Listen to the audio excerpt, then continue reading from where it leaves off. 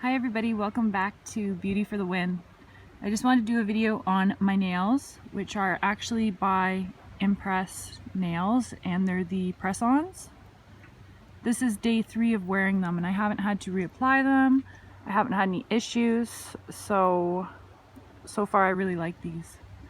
There is a nail here that is iridescent, holographic, kind of looks like a seashell. So that's pretty unique. And then there's the glitter nails and then the lilac. So yeah, there's different sizes that you can put on your nails. So depending on what size nails you have, really customizable. I love these. It does come with a little prep pad about this big, and that is just to get any type of dirt or residue off of your nails so that they really do stick well. Make sure that you use that prep pad.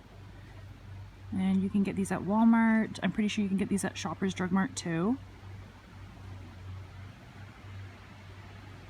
So that's them.